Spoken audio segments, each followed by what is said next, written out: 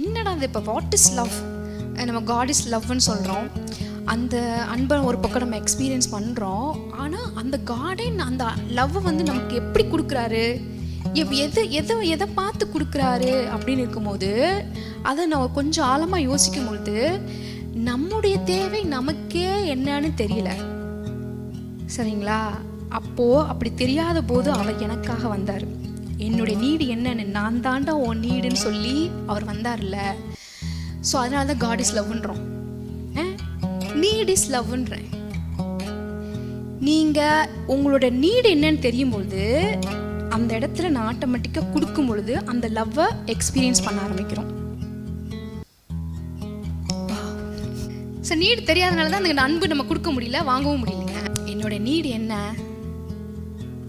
அப்படின்னு நான் தெரிஞ்சா இன்னொருத்தவங்களுக்குள்ள என்ன ஓடுது அப்படின்றது உங்களுக்கு தெரியும், அவங்களோட நீடு என்னன்னு உங்களுக்கு தெரியும்.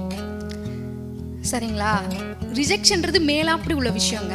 நீங்கள் சண்டை போடுறதுலாம் மேலாப்பில் உள்ள விஷயம். அந்த உணர்வு பெயின் வர்றதுக்கு முன்னாடி நீங்கள் என்ன நிலையில் இருந்தீங்க, என்ன தேவையாக இருந்துச்சு, இந்த உணர்வு வெளியில் வந்துச்சு. புரியுதுங்களா? ஒரு உணர்வு வந்துச்சுல, வலிச்சுச்சுல, வலிக்கு முன்னாடி உங்களுக்கு என்ன தேவைப்பட்டுச்சுன்னு நீங்கள் இந்த வலி வெளியே வந்துச்சு. ஸோ ஒவ்வொரு உணர்வுகளுக்கு பின்னாடி ஒரு தேவை, சந்திக்கப்படாத ஒரு தேவைன்னு ஒன்று செய்து இருக்குது. நீங்கள் என்ன பண்ணுறீங்க, அந்த ஒரு மாதிரி பெயின் வருது அப்படின்னா அதுக்கு முன்னாடி நிலையில என்ன தேவை இருந்துச்சு, நான் இப்படி ஆனேன்.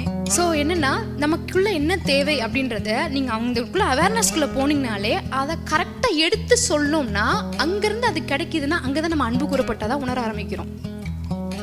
நம்மளுடைய தேவையே அன்பு தானங்க. ஹியூமன் பீயிங்கோடைய தேவையே என்னது? அன்பு தான்.